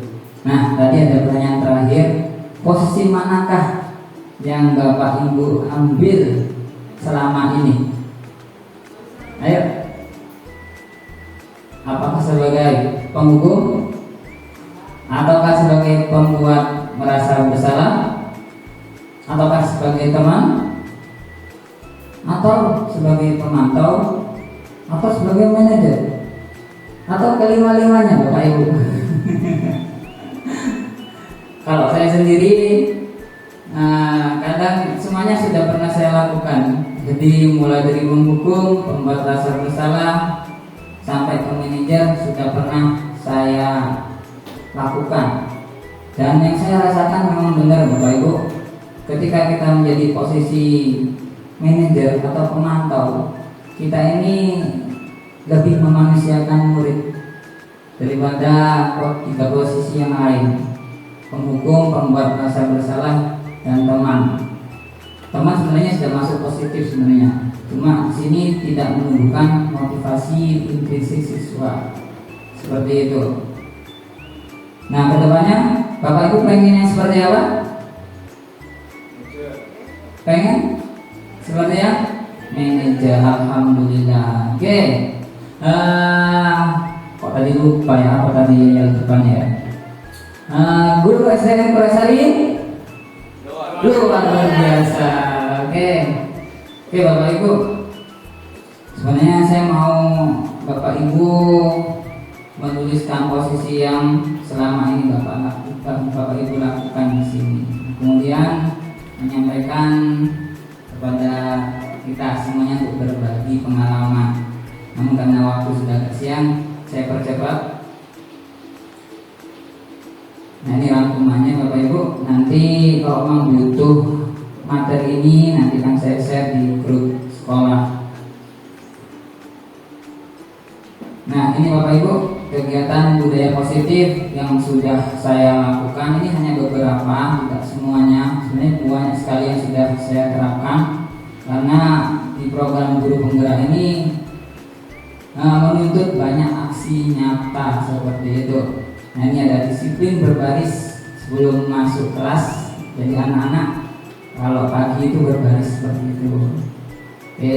Kadang-kadang anak protes, Pak, kelas saya kok nggak berbaris, Pak? Udah, lakukan saja, itu bagian dari membentuk karakter kalian seperti itu. Kemudian nih, membiasakan budaya 6S. Jadi ketika bertemu guru siapapun itu, lebih-lebih wali kelasnya, lebih-lebih guru yang mengajar kalian, ayo harus saling salam, sopan dan santun. Kemudian nih, berdoa sebelum dan sesudah pembelajaran. Kalau ini sudah pasti Bapak Ibu juga melakukan. Kemudian review pagi. Nah, ini mungkin bisa jadi alternatif buat Bapak Ibu untuk melakukan pembiasaan di kelas. Jadi kita laksanakan review sini untuk menanamkan apa saja pembiasaan yang baik, membaca surat, kemudian review perkalian, lagu nasional dan lain sebagainya. Kemudian sholat duhur berjamaah. Nah, ini bagian untuk menumbuhkan karakter bertakwa pada diri anak. Sini malah di kelas saya wajibkan sholat sunnah juga, zikir, doa.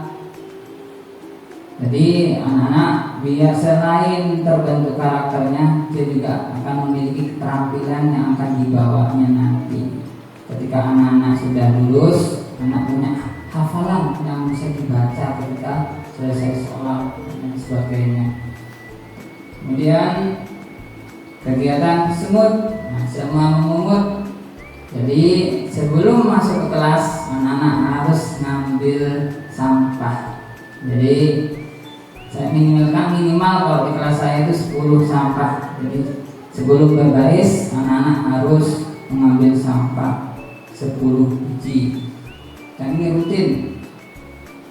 Kemudian kegiatan selanjutnya itu Jumat bersih. Alhamdulillah, setelah kemarin di modul 3, ini salah satu proyeknya itu tentang kebersihan. Alhamdulillah sekarang di SDN Kureksari ada jadwal untuk Jumat bersih.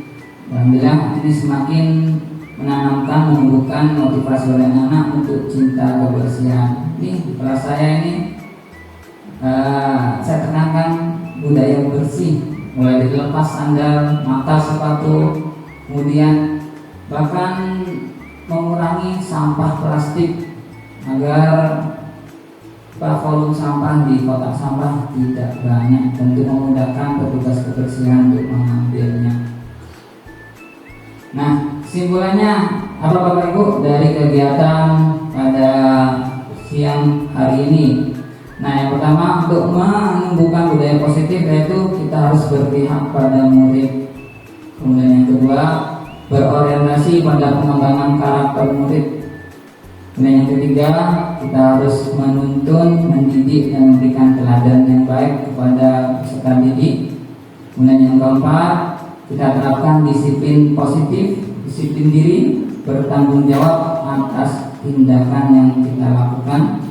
Kemudian yang keempat, menumbuhkan motivasi intrinsik pada diri murid sesuai dengan nilai-nilai kebajikan. Dan yang kelima, yang keenam, membuat keyakinan kelas atau kesepakatan kelas.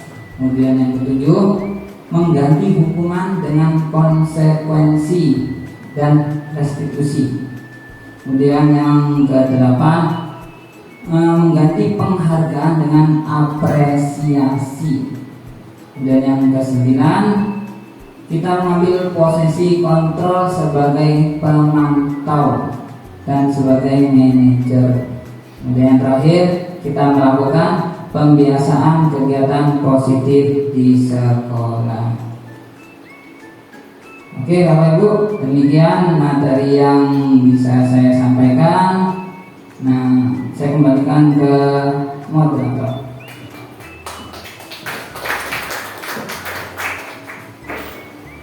Terima kasih atas paparan yang telah disampaikan oleh Bapak Hidayat SPD.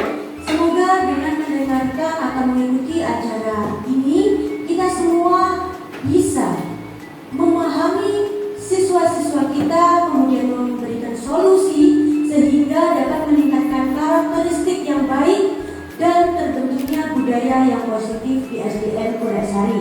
Amin amin ya rabbal alamin. Tak lupa kami doakan agar pelatihan guru penggerak yang sedang dijalani oleh Bapak Ahmad Hidayat bisa berjalan dengan lancar. Amin amin. Memasuki acara selanjutnya yakni acara sesi tanya jawab. Apabila dari Bapak Ibu ada yang ditanyakan atau menanggapi, boleh disampaikan. Kami persilakan.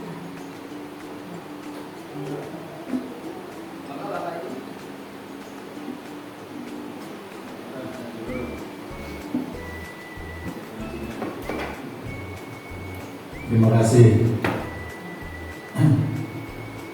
Pemaparan yang luar biasa. Tadi sudah disampaikan, nanti akan di-share. Seandainya tidak disampaikan tadi, saya juga akan minta. Karena apa, pengimbasan itu tidak hanya disampaikan seperti ini, tetapi harus juga diberikan materi itu kepada yang diimbasi, sehingga nanti bisa dipakai atau diaplikasikan pembebasan ini ke siswa-siswa yang ada. Terima kasih tadi disampaikan bahwa nanti akan di-share materinya. Yang ingin saya tanyakan adalah, kalau contoh tadi diberikan pada anak SMP ya, bisa juga SMA. Sekarang kebiasaan positif tadi, bagaimana guru menjadi manajerial tadi, manajer yang terjadi komunikasi seperti itu, maka secara psikologis itu berbeda dengan yang kita hadapi saat ini, yaitu di anak SD, di mana komunikasi yang terjadi pada anak SD itu sangat jauh berbeda dengan anak SMP atau SMA. Sehingga seringkali kita itu mengalami kesulitan manakala kita ajak anak itu berkomunikasi.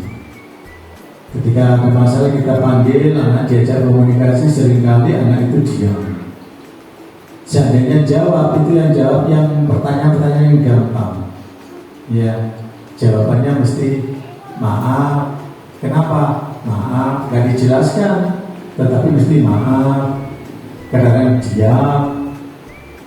Ya, tanya kenapa kamu terlambat, itu aja belum tentu bisa jawab mereka. Ya, sebetulnya kan mudah bagi mereka karena mereka mengalaminya sendiri. Jadi di sini terjadi apa? Satu, kemungkinan besar adalah ketakutan memang ya. Yang kedua, kemungkinan yang paling pasti itu adalah bahwa komunikasi itu tidak jalan di dalam rumah. Jadi lingkungan rumah itu tidak jalan antara orang tua dengan anak. Ya. Nah, tolong ini nanti bisa disampaikan oleh pemakar kepada pembimbingnya, bahwa beri contoh untuk anak SD, ya, anak SD bagaimana solusinya. Ya. Kalau bagi saya, memang ini janganlah pembebasan ini hanya terjadi pada guru di SD, ya, dan diaplikasikan di anak-anak SD. Tetapi yang paling penting untuk di tingkat SD adalah ini harus diimbaskan kepada orang tua, sehingga ada kerjasama, karena kita ini fondasi dasar, bukan anak SMP atau SMA. Karena dasar, maka ini erat hubungannya dengan orang tua. Coba lihat orang tua yang komunikasinya jalan di rumah, ya, sering berkomunikasi komunikasi. Orang tua seperti yang tadi digambarkan di situ, tadi sempat dipaparkan, menjadi teman tidak orang tua dengan anak. Kalau selalu orang tua dengan anak, mesti orang tua akan merintah, melarang. Anak menjadi ketakutan untuk itu. Kalau kamu melarang, pasti orang tuanya marah. Tidak ada solusi. Beda dengan orang tua yang dari awal itu melakukan komunikasi sebagai seorang teman, bukan orang tua lagi, menjadi seorang sahabat, sehingga anak itu ada keberanian untuk mengungkapkan apapun yang dialami. Nah, orang tua mencoba untuk memberikan solusi. Kalau ini terjadi di rumah tangga itu, maka di kelas pun akan terjadi hal yang seperti yang dipaparkan tadi. Seandainya terlambat, dia akan menceritakan semua kenapa penyebab terlambat itu. Maka di situ kalau ini terjadi, maka aplikasi atau pemaparan tadi akan berjalan dengan baik, yang seperti yang diharapkan. Jadi permasalahannya adalah pertanyaannya, bagaimana ini bisa diterapkan di tingkat SD? Apakah harus seperti itu, guru tetap menjalankan seperti itu aja walaupun kondisinya? Bagaimana kalau komunikasi itu tidak jalan? Kita mengharapkan seperti tadi, anak, bagaimana kita sudah tadi membuat data keyakinan mana yang kurang pas menurut kamu. Mohon maaf, ya mungkin ya banyak diemnya, ya. Saya yakin banyak diemnya, ya. Jadi di SD dengan tingkatan yang dasar ini memang complicated. Jadi ya perlu adanya suatu pembiasaan bersama antara guru dengan anak, dengan orang tua. Sulit kalau kita lepas dengan orang tua. Saya kira itu sementara pertanyaan saya, atau mungkin juga himbauan saya untuk ditindaklanjuti ke pembinanya. Terima kasih. Tepuk tangan untuk pertanyaan pertama yang luar biasa. Nah, terkait pertanyaan pertama tadi tentang bagaimana budaya positif ini bisa diterapkan di sekolah dasar. Ini sudah pernah ditanyakan di forum elaborasi bersama instruktur saat kita sudah menyelesaikan materi bersama fasilitator. Jadi tahap terakhir itu kita berelaborasi dengan instruktur nasional. Di situ banyak sekali pertanyaan yang muncul dari bapak, ibu guru, calon guru penggerak. Nah, bagaimana cara menerapkan budaya positif itu di sekolah dasar? Maka jawabannya adalah kita mulai dari hal-hal yang sederhana dulu. Jadi tidak muluk-muluk langsung, kalau posisi kontrol tadi tidak muluk-muluk langsung ke posisi manajer. Kita jalan dulu dari posisi teman. Tapi yang ideal itu minimal pemantau, karena di situ ada peraturan dan ada konsekuensi. Jadi kita tiap hari biar anak-anak itu memahami aturan dengan baik, maka sebaiknya aturannya direview. Jadi kita biasakan anak-anak untuk menghafalkan review dari keyakinan kelas. Ini Bapak Ibu guru, tiap pagi anak-anak itu selalu bersilat lidah di kelas saya. Jadi senam lidah. Jadi termasuk salah satunya adalah menghafal, mereview keyakinan kelas. Sehingga anak-anak sekarang di kelas 5A yang saya ampuh itu sudah hafal namanya keyakinan kelas. Jadi di sekolah dasar itu hal-hal yang mudah yang sederhana itu pengulangan dan pengulangan. Termasuk juga sering saya pantau anak-anak, ayo keyakinan kelas nomor 3 apa? Langsung bisa menjawab seperti itu. Jadi sebagai seorang guru ya kita repetisi ulang dan ulang biar anak-anak itu bisa memahami, dan di situ nanti anak-anak lambat laun akan bisa berkomunikasi dengan baik. Nah, tugas seorang guru harus bisa berkolaborasi. Nah, salah satu nilai dari guru penggerak adalah kolaborasi. Jadi Bapak Ibu guru harus bisa berkolaborasi dengan baik dengan orang tua. Jadi harus jalin komunikasi, karena pendidikan ini tugas utamanya bukan tugas seorang guru, tugas utamanya adalah orang tua. Kita di sini di sekolah memfasilitasi anak-anak agar berkembang karakternya dan keterampilannya. Ya, harapannya Bapak Ibu menjalankannya yang pelan-pelan, nggak usah susu ya. Saya pun ketika menjalankan awal ini kaget juga, seperti itu ya. Tapi ketika dijalankan, ternyata saya ini merasa seperti seorang guru beneran.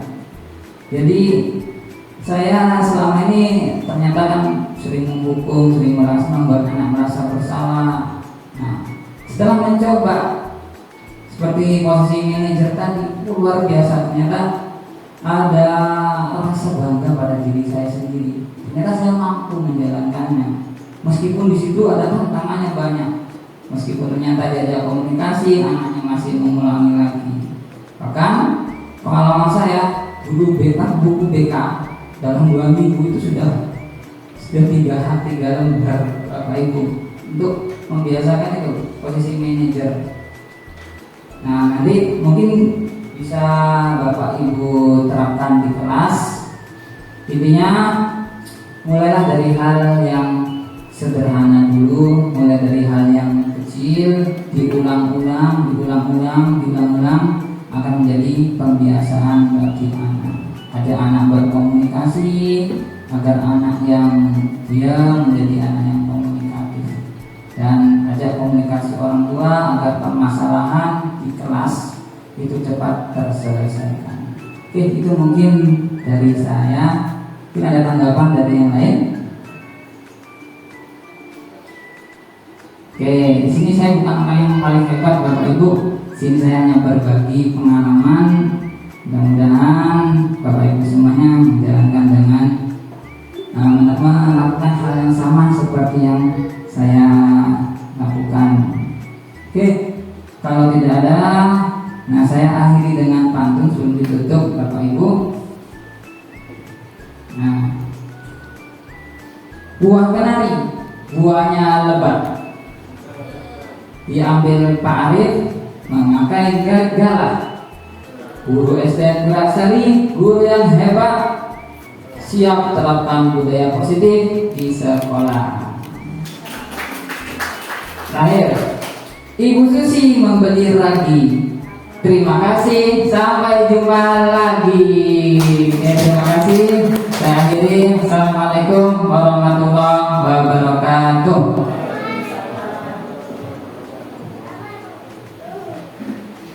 Terima kasih atas pertanyaan, tanggapan, dan paparan dari Bapak Ahmad Hidayat dan Bapak Sutomo SPD. Tepuk tangan untuk kita semua.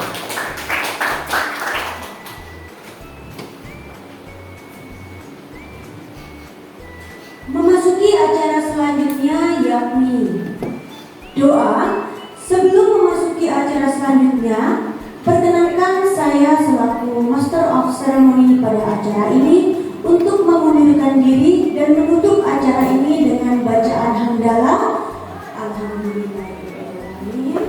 Apabila ada salah kata, saya mohon maaf. Saya akhiri. Wassalamualaikum warahmatullahi wabarakatuh.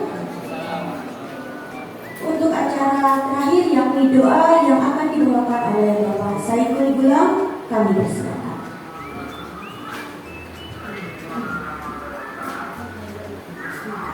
Assalamualaikum warahmatullahi wabarakatuh.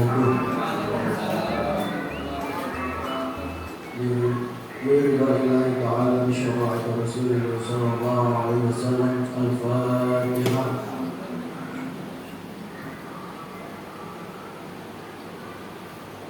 A'udzu billahi minasyaitonir rajim. Bismillahirrahmanirrahim. Hamdan syakirin, hamdan na'imin, hamdan wafi ni'amahu wa yukafi mazidah. Ya Rabbana lakal hamdu kama yanbaghi li jalali wajhikal karim wa 'azimi sultanik. Allahumma shalli ala sayyidina Muhammad wa ala ali sayyidina Muhammad walhamdulillahi rabbil alamin. Allahumma sallimna wa sallim dinana wa sallim ajsadana wa sallim amwalana min bala'i dunya wa 'adzabil akhirah.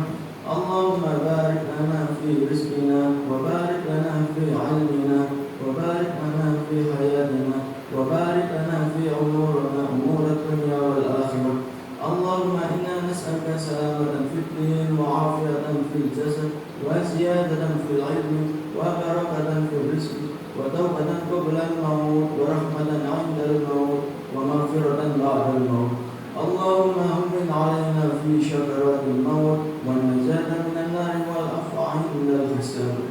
Rabbana atina fid dunya hasanah wa fil akhirati hasanah wa qina 'adzaban nar. Wa sallallahu ala sayyidina Muhammadin wa ala alihi wa sahbihi wa sallam. Subhana rabbika rabbil 'izzati 'amma yasifun wa salamun 'alal mursalin walhamdulillahi rabbil 'alamin. Al-Fatihah.